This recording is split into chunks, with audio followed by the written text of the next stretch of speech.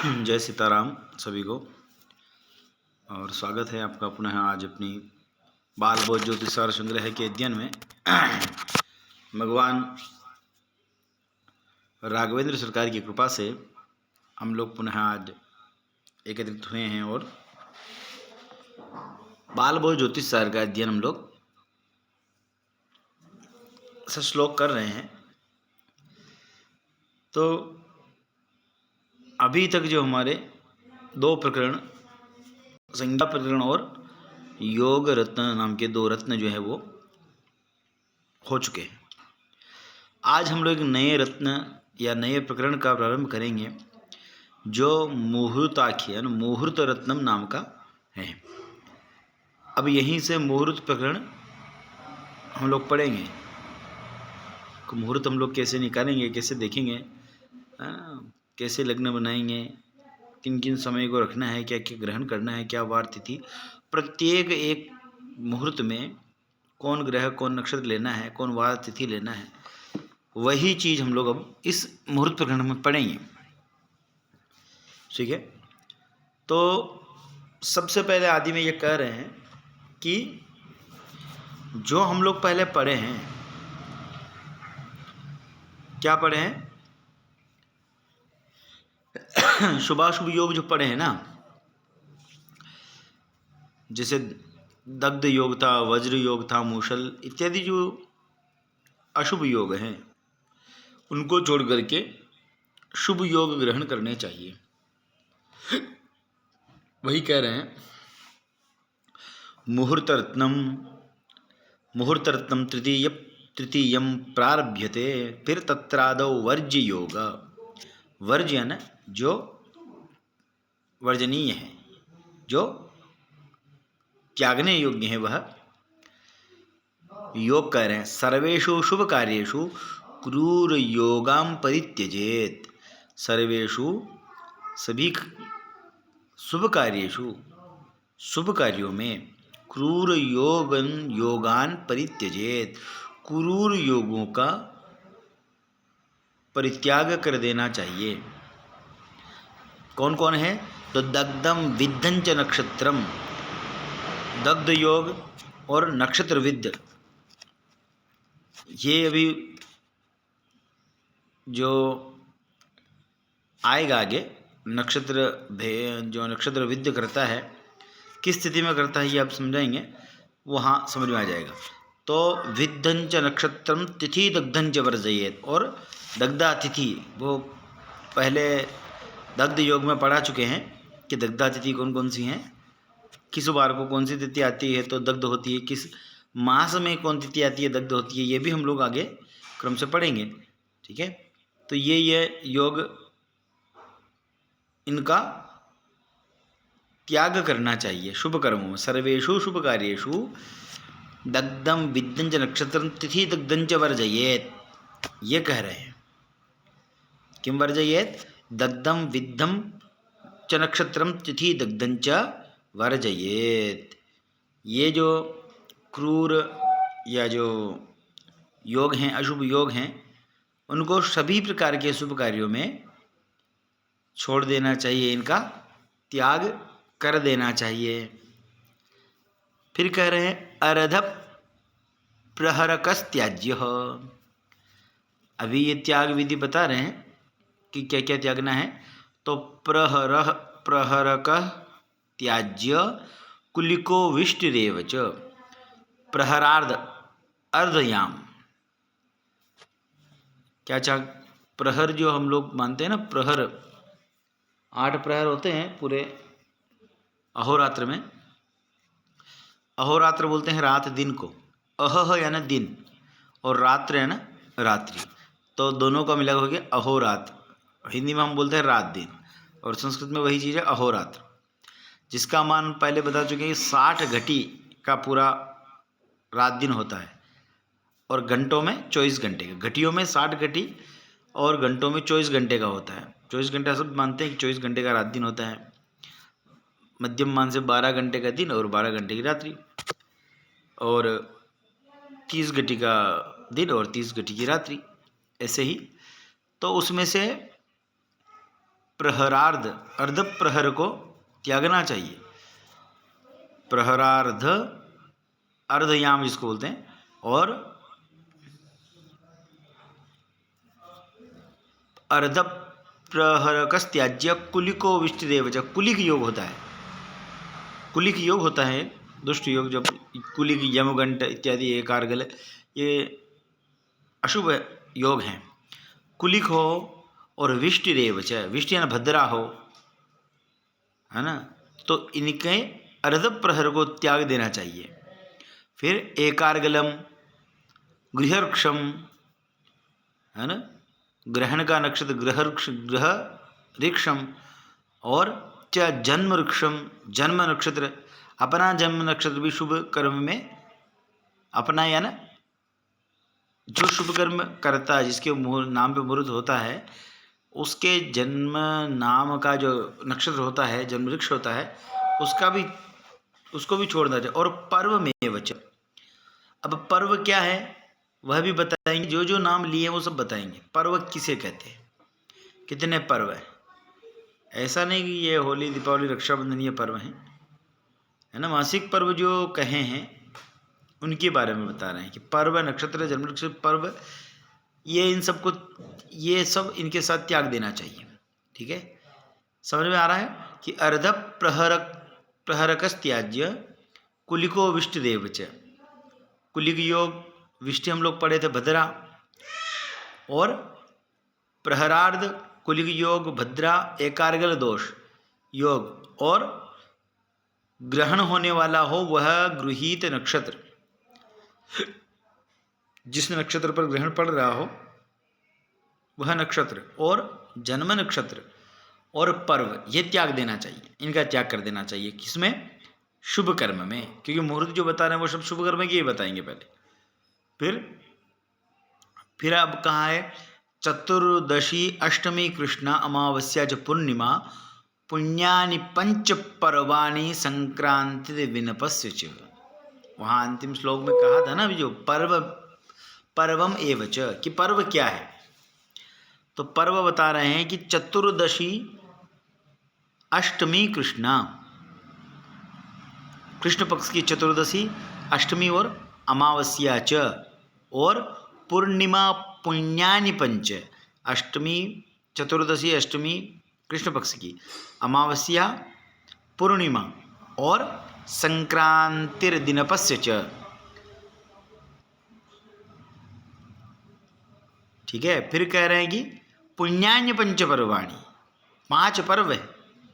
5 पर्व क्या है, कृष्ण पक्ष की चतुर्दशी, अष्टमी और अमावस्या, और पूर्णिमा, पुण्यानि पंच, ये 5, ये 4 है, और संक्रांतिर दिनपस्य च, और जिस दिन संक्रांति दिन हो।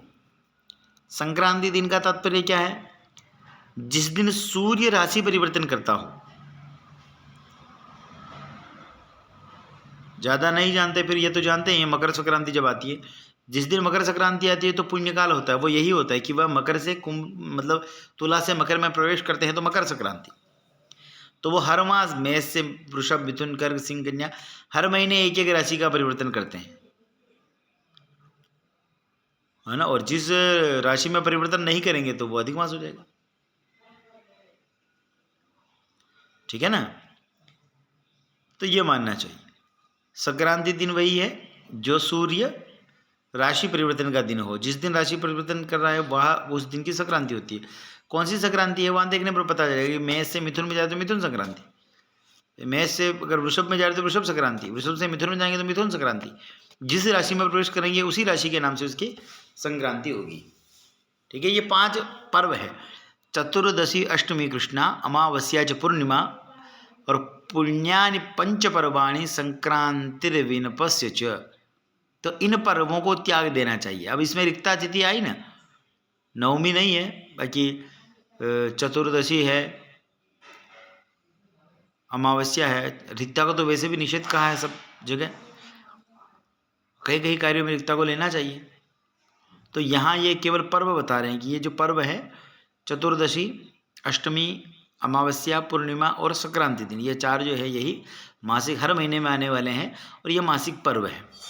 ठीक है, शुभ कर्म में इनको छोड़ना चाहिए। फिर दुष्ट योगे तिथौ रिक्ते क्षीणे चंद्रे धिमासके और मांगल्य शुभ यात्रांच न कुर्याद हितमिच्छता, न कुर्याद हितमिच्छता, न कुर्यात हितम इच्छता।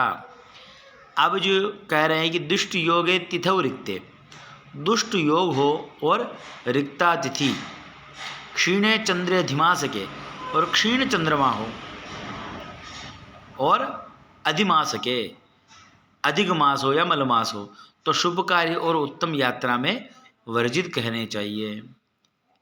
इनमें शुभ मांगलिक कर्म और यात्रा इत्यादि नहीं करना चाहिए, यानी वर्जित करना चाहिए। मांगल्य शुभ यात्रा चाहे न कुर्याद हितमिच्छता, इसमें मंगल कार्य अपने हित की इच्छा से नहीं करें, क्योंकि इसमें अहित होता है, इसीलिए ये हितम इच्छता, हित के चाहने वाले, हितम इच्छता यानी हित के चाहने वाले जो यजमान है वो इन कार्यों में दुष्ट योग है तिथौ रिक्ते, कोई दुष्ट योग हो और रिक्ता तिथि हो, क्षीणे चंद्र, चंद्रमा क्षीण हो।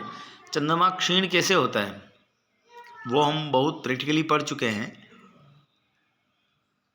संज्ञा प्रकरण में जब पढ़ाया था पूरा गोला कि कहाँ से कहाँ तक चंद्रमा क्षीण रहेंगे और कहाँ तक वो पूर्ण होंगे और कहाँ वो शुभ रहेंगे, यह स्थिति हम डायग्राम सहित पिछली कक्षाओं में पढ़ चुके हैं। ठीक है, उसको आप एक बार फिर से गौर करके देखना, नहीं तो वो वीडियो देखना जो जिसमें कहा गया है। तो जो क्षीण है यानी कि अमावस्या के आसपास का जो चंद्रमा है वह क्षीण है, पंचमी से पंचमी पर्यंत 15 दिन। तो कृष्ण पक्ष की जो दशमी तिथि है, पंचमी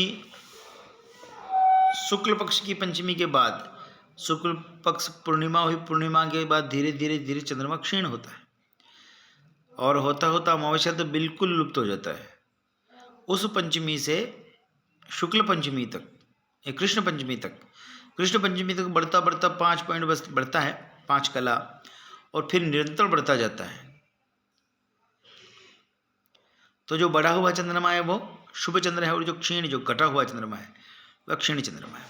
ठीक है, और यही कह रहे हैं कि दुष्ट योग तिथौ रिक्ते क्षीणे चंद्रे अधिमासिके, क्षीण चंद्रमा, दुष्ट योग और रिक्ता तिथि और अधिक मास, मांगल्य शुभ यात्राम चन कुर्याचितमिच्छता, जो हित चाहने वाले यजमान हैं वह शुभ कर्मों को इन योगों में, दुष्ट योगों में, रिक्ता तिथि में और क्षीण चंद्रमा होने पर और अधिक मास जब हो तो उसमें यह शुभ कर्म नहीं करने चाहिए। ठीक है,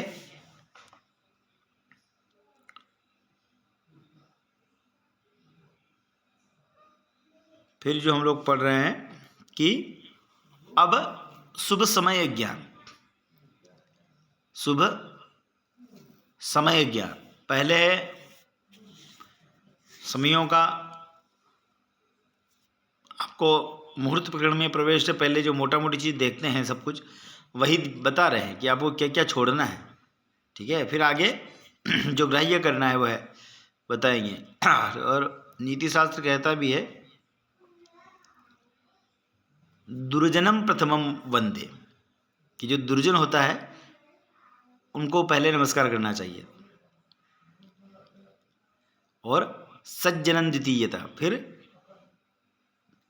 कोई साथ में सज्जन है तो उनको दूसरी बार भी नमस्कार करके चलेगा, वो कोप नहीं करेंगे मेरे को नमस्कार पहले किया क्यों नहीं किया। ठीक है,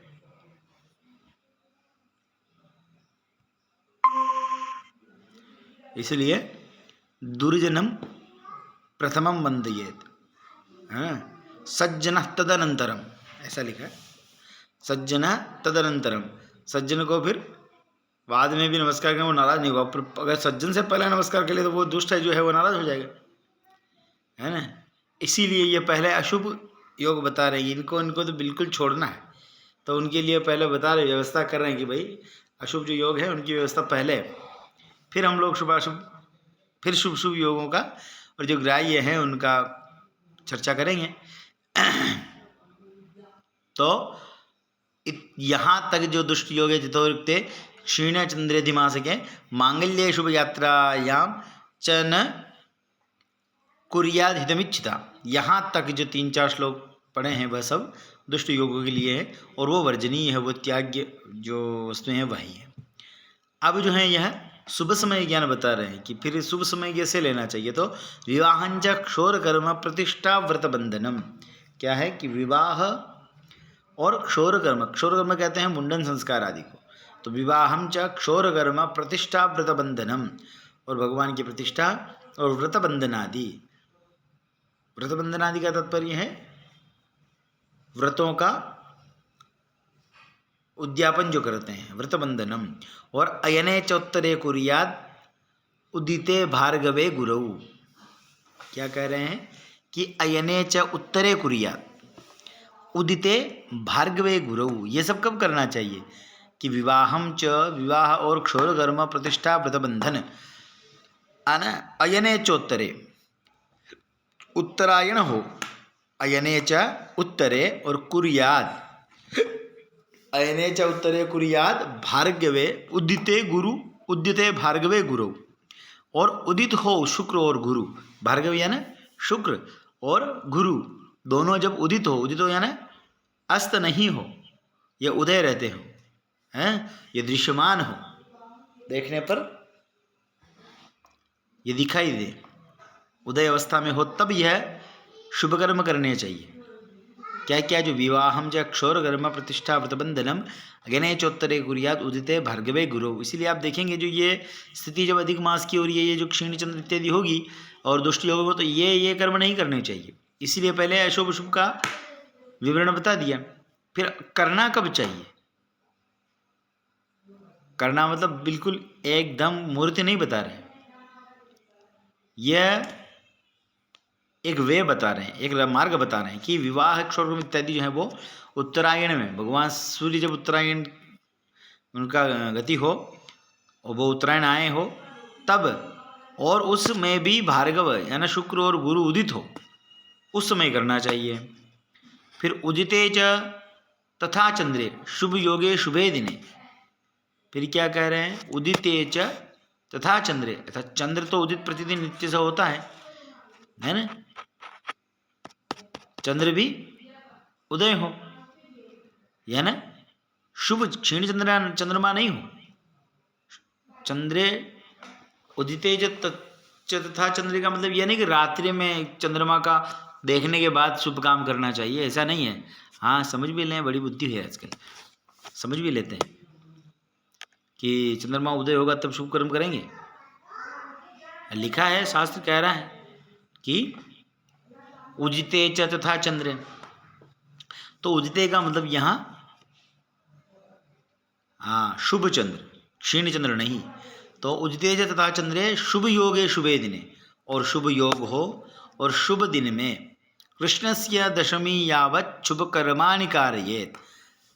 क्या कहा है, अब ये कृष्ण पक्ष की दशमी तक शुभ कार्य करें, कृष्ण पक्ष की दशमी तक, दशमी पर्यंत जो है वह चंद्रमा क्षीण हो जाता है, अशुभ हो जाता है। इसीलिए वहाँ चंद्र को टारगेट करके चंद्र का नाम लिया, उदिते तथा चंद्रे, कृष्ण पक्ष की दशमी तक जो है। फिर उधर दसवीं आगे जब पढ़ेंगे पंचमी भी आएगा, दसवीं पंचमी 15 दिन का है, फिर 5 डिग्री रह जाता है, तो उस समय जो है चंद्रमा स्पष्ट दिखाई देता है, ऐसी स्थिति, ठीक है ना। तो कृष्ण से दशमी यावत् शुभ कर्माणि कारयेत्, यही चंद्रमा की कृष्ण पक्ष की दशमी पर्यंत तक, यावत तक शुभ कर्माणि कारयेत्, शुभ कर्मों को करना चाहिए, ठीक है। दशमी के बाद वो बिल्कुल उतने क्षीण, क्योंकि वहाँ फिर चंद्रमा पूर्ण नहीं मिलेगा, मतलब चंद्रमा जो शुभ नहीं मिलेंगे। और शुभ चंद्र जो है जब हम आगे पढ़ेंगे तो ये कितने, अभी पढ़े थे कि चंद्रमा कितने गुणों को, कितने गुण प्रदान करता है, वो भी आगे मुहूर्त में पढ़ेंगे। तिथि को मतलब परसेंटेज दिया है कि तिथि शुद्ध हो तो कितना परसेंटेज मुहूर्त शुद्ध होता है, वार नक्षत्र, योग, फिर इधर चंद्रमा से, वह भी हम लोग पढ़ेंगे। तो चंद्रमा इसीलिए श्रेष्ठ ही देखा जाता है। चौथा, आठवां, 12 चंद्रमा किसी भी मुहूर्त में नहीं लेते हैं। और भी बहुत सारे मुहूर्त हैं जहाँ जन्म का भी नहीं लेते हैं कहीं कहीं। तो ये आगे आगे जैसे जैसे चलेंगे क्रम से जानते रहेंगे। ये हो गया। फिर चंद्रफल। आप सीधा चंद्रफल बता रहे हैं कि चंद्रफल कैसे जाने। आप कह रहे हैं कि शुभ चंद्र हो, शुभ चंद्र की स्थिति कैसे जानेंगे? केवल तिथियों में चंद्रमा का शुभ होना या राशि में भी, राशि से राशि पर्यंत भी चंद्रमा का शुभ होना, तो वही बता रहे हैं कि निज राशौ स्वच्छ राशौ श्रेष्ठम चंद्र बलम सदा। निज राशौ स्वच्छ राशौ श्रेष्ठम चंद्र बलम सदा। चंद्रमा जो है निज राशि है, स्वयं की राशि कर्क में हो, और स्वच्छ राशौ, स्व उच्च, अपने उच्च राशि में हो। अपने उच्च, स्वयं की चंद्रमा की उच्च राशि कौन सी है? वृषभ। स्वयं की राशि कर्क है और वृषभ राशि में शुक्र की जो आधिपत्य में आती है वृषभ राशि, उसमें वो अपने आप को स्वयं को उच्च मानते हैं। वह उच्च राशि है भगवान चंद्रमा की। तो निज राशौ स्वच्छ राशौ श्रेष्ठम चंद्र बलम सदा। इन दोनों राशियों में चंद्रबल जो है बिल्कुल श्रेष्ठ रहता है। फिर जन्मस्थ कुरुते पुष्टिम।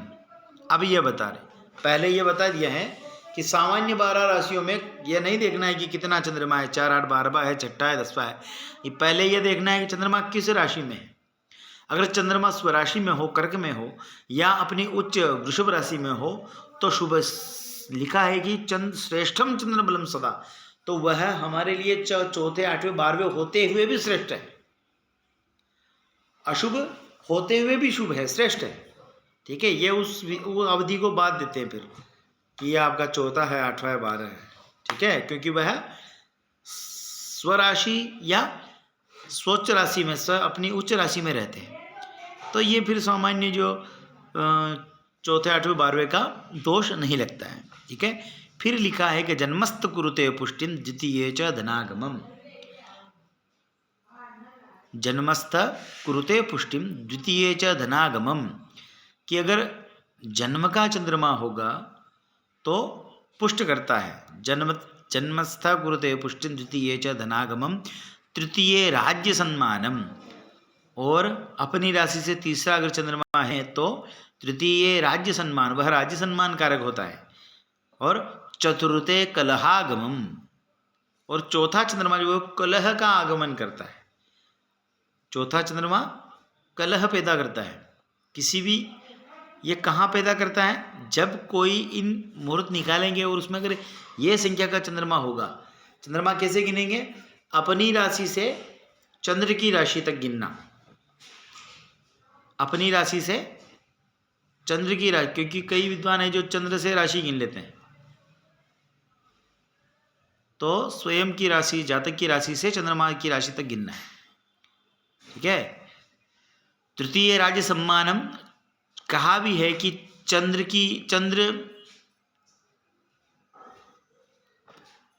कौन सा है, चंद्र किस राशि में है।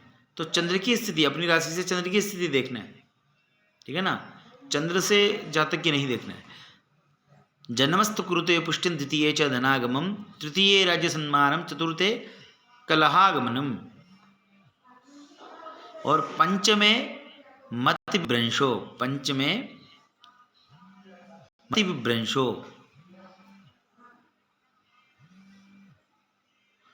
पंचमे मति विभ्रंशो भवे चंद्रेण संशय। पांचवा भी यहाँ इसमें अशुभ माना है। चौथा जैसे कलागमन है, पांचवा जो है यह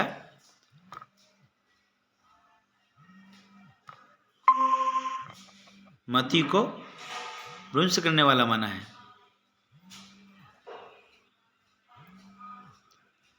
और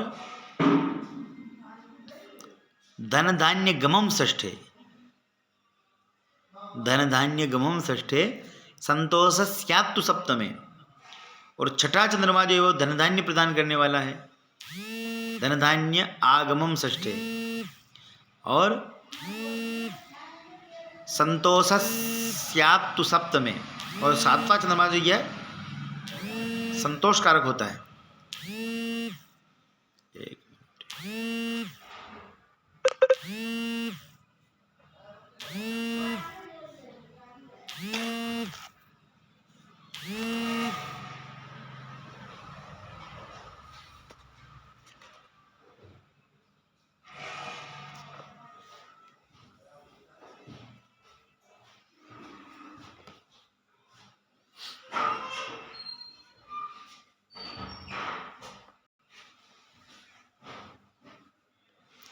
ठीक है, कि धन धान्य गमम षष्ठे संतोष स्यात् सप्तमे, और सातवां चंद्रमा, छठा चंद्रमा जो धन धान्य का आगमन करता है, और सातवां जो है वो संतोष कारक है।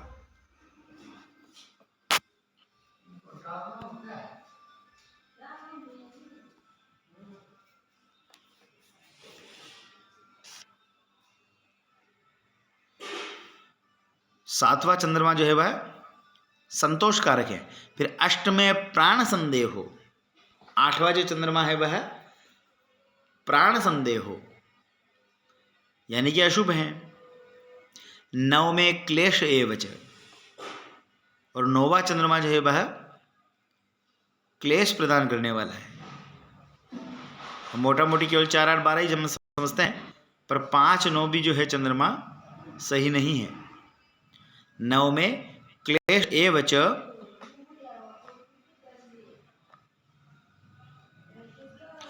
दशमे कार्य निष्पत्तिर,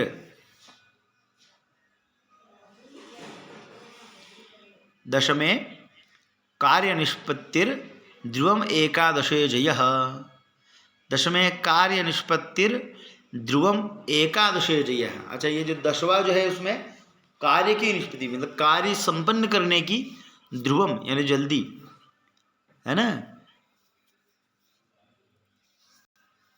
और एकादशे जयः, और 11वां चंद्रमा तो वो जय कारक है। द्वादशेन शशांकेन मृत्युरेव न संशयः, और 12वां जो चंद्रमा है द्वादशेन शशांकेन मृत्यु एव न संशयः, वह मृत्यु कारक है। चौथा है वो कलह कारक है, और 8वां है जो वह प्राण संदेह, प्राण संदेह मतलब मृत्यु नहीं है ना, पर उसमें कुछ घटना घटित हो सकती है। और 5 और 9 यह भी अशुभ माने गए हैं। जो चंद्रमा अपनी राशि कर्क में व अपनी उच्च राशि वृष में हो तो चंद्रमा सदा उत्तम बलि जानना, और पहला चंद्रमा पुष्टि को करता है, दूसरा चंद्रमा धन का आगम करता है, तीसरा चंद्रमा राज्य और सम्मान करता है, चौथा चंद्रमा कलह का आगम करता है, 5वां चंद्रमा हो तो बुद्धि का नाश और निसंदेह हो, बुद्धि 5वां जो है वो बुद्धि का नाश करता है। और 6ठे चंद्रमा में धन धान्य का आगम होवे, 7वें चंद्रमा में संतोष, 8वें चंद्रमा हो तो प्राणों का संदेह, और 9वें चंद्रमा में क्लेश हो। तो 4, 8, 12, 5 और 9 यह चंद्रमा जो है त्याग देना चाहिए। और 10वां चंद्रमा जो है वो कार्य का उदय होता है, और 11वें चंद्रमा में अवश्य जय होवे, और 12वें चंद्रमा में निसंदेह मृत्यु हो। ठीक है, यह चंद्र का विचार है। चंद्र का विचार मतलब अपनी राशि से चंद्रमा तक गिनने पर जो आए, कितनी संख्या आती है, 1, 2, 3, तो 1, 2, 3 शुभ है, 4 अशुभ है, 5 अशुभ है, 6, 7, 8, 9 अशुभ है, और 10, 11 ये शुभ है, और फिर 12 अशुभ है। यानी कि 4, 8, 12, 5 और 9 ये 5 जो संख्या है यह अशुभ है, और विशेष 4, 8, 12 बिल्कुल छोड़ देने चाहिए। ठीक है, अब चंद्र बल,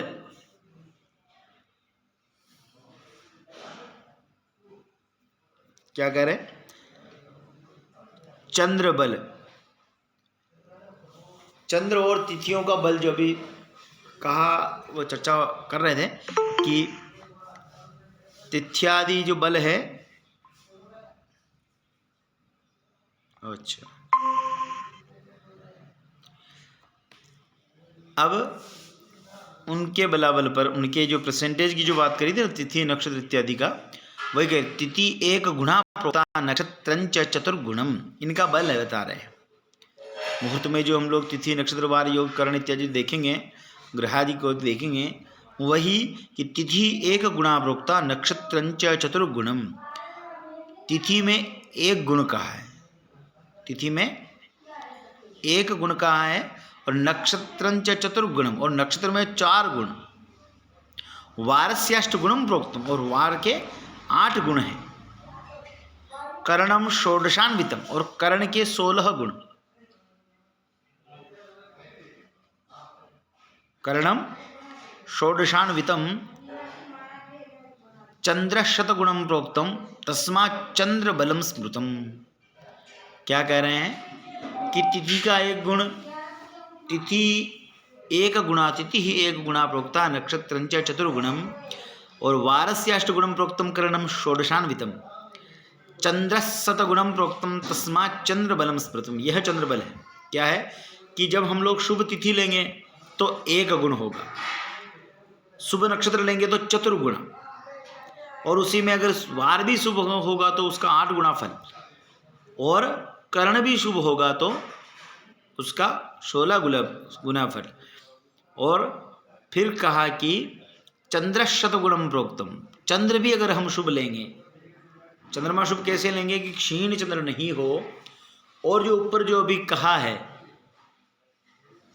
गोचर में जो चंद्रमा कहा है कि राशि से जो चंद्रमा जिस राशि में है वो गिन करके 4, 8, 12, 5 और 9 इन संख्या को छोड़कर अन्य कोई संख्या, अन्य कोई चंद्र हो तो वह शुभ होता है, और वह शतगुणम प्रोक्तम, वह 100 गुण का फल होता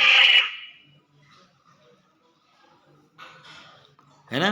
फिर 32 गुणितम योगे, 32 गुणितम योगे, यानी 32 गुण जो है वो योग के कहें।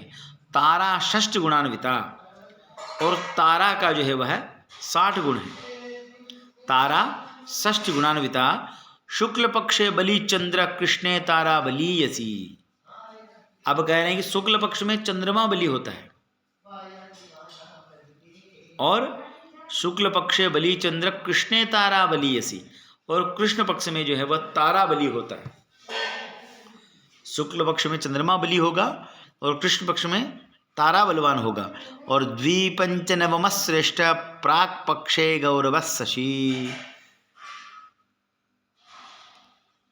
और दूसरा 5वां द्विपंचनवम श्रेष्ठ प्राक पक्षे गौरव शशि। फिर कह दिया है कि वहाँ जो है दूसरा, 5वां, 9वां जो है पहले जो श्लोक कहे हैं उनमें अशुभ कहे हैं, अशुभ कहे ना, फिर उनको दोबारा कह दिया है कि द्विपंचनवम श्रेष्ठ, 2, 5 और 9 श्रेष्ठ हैं, प्राक पक्षे गौरव शशि, कि शुक्ल पक्ष में चंद्रमा गुरुभाव को प्राप्त होता है, इसलिए 5वां, 9वां और दूसरा भी श्रेष्ठ है। तो कहाँ है वह श्रेष्ठ? शुक्ल पक्ष में। अगर आप कोई मुहूर्त निकालेंगे और कृष्ण पक्ष है तो यह ध्यान रखना है कि 4, 8, 12 के साथ 5, 2, 5, 9 भी गृहीत होगा, क्योंकि 5वां, 9वां जो है अशुभ मान्य है। तो उसका निराकरण कर दिया है। वहाँ बिल्कुल कह दिया है कि यह अशुभ है, और यहाँ कह दिया कि शुक्ल पक्षे बलि चंद्र कृष्णे तारा बलीयसी द्विपंचनवम श्रेष्ठ प्राक पक्षे गौरव शशि। अब ये तारा का जो आ रहा है, वेद तारा छोड़ना है ना, जैसे वो जब हम शला का आदि का जब करेंगे उस समय स्पष्ट तरीके से आपको तारा ज्ञान हो जाए। अभी नीचे वाला श्लोक जो है वह तारा ज्ञान के लिए, एक सामान्य ज्ञान के लिए कह दिया है, अभी ये समझ में आ जाएगा। ठीक है, तो जो तारा अगर बली हो तो कृष्ण पक्ष में तारा बलवान होता है और शुक्ल पक्ष में चंद्रमा बलवान होता है। और एक एक का गुण बता दिया है कि तिथि एक गुणा प्रोक्ता नक्षत्रंच चतुर्गुणम। तिथि का मुहूर्त में अगर तिथि शुभ है तो 1 गुण, नक्षत्र शुभ है तो चतुर्गुण, और वारस्य अष्टगुणम प्रोक्तम। अगर अच्छा इनमें से कोई अशुभ है तो उतने गुण माइनस भी होंगे ना, ये ध्यान रखना है। और चंद्र शतगुणम प्रोक्तम, चंद्र जो है वह 100 गुना फल देता है। तस्मात् चंद्र बलम स्मृतम, इसीलिए इन सब में विशेष करके चंद्रबल देखना चाहिए। किसी भी शुभ कर्म में चंद्रबल विशेष देखा जाता है। फिर 32 गुणितम योगे तारा 6 गुणान्वितम, 32 गुण जो है वह योग के, और तारा के 60 गुण हैं। फिर शुक्ल पक्षे बलि चंद्र कृष्ण तारा बलीयसी, तो शुक्ल पक्ष में चंद्रमा, वैसे चंद्रमा हमेशा देखना है, कृष्ण पक्ष में तारा को बलि देखना है। और द्विपंचनवम श्रेष्ठ प्राक पक्षे गौरव शशि, और 2, 5, 9 में ये भी श्रेष्ठ हैं चंद्रमा। प्राक पक्षे, प्राक है ना प्रथम पक्ष, जो शुक्ल पक्ष है उसमें गौरव या ना चंद्रमा बड़े गौरव होते हैं, गुरुभाव को प्राप्त होते हैं, इसलिए वह श्रेष्ठ है। ठीक है, आज इतना ही। और अगला जो तारा ज्ञान है उसका हम लोग बिल्कुल थोड़ा सा, क्योंकि बहुत ज़्यादा हो जाएगा मेरे हिसाब से, 10 ही पढ़ने थे आज 13 श्लोक हो गए हैं पढ़ते पढ़ते। केवल हम लोग एक बार तारा ज्ञान का आप देख लीजिए, कल बिल्कुल क्लियर उसको करते हुए चलेंगे कि जन्म भात गणयेत आदौ दिन दिष्णावधि किल, दिन दिष्णावधि किल न भविस्तु हरेद भागम शेषम तारा विनिर्दिशेत। ठीक है ना, जन्म नक्षत्र से गिन करके ये प्रक्रिया है, उसको हम लोग कल बिल्कुल करेंगे। और जन्म तारा द्वितीया च षष्ठी चैव चतुर्थिका अष्टमी नवमी तारा षट् च तारा शुभा वहा। और यद्यपि बलवांश चंद्रो मणिभिः कथितः शुभ शमयति तथा दुरितम त्रिपश्च सप्तवर्जिता तारा। ये अब लोग इसको कल देख लेंगे। और अभी मान लो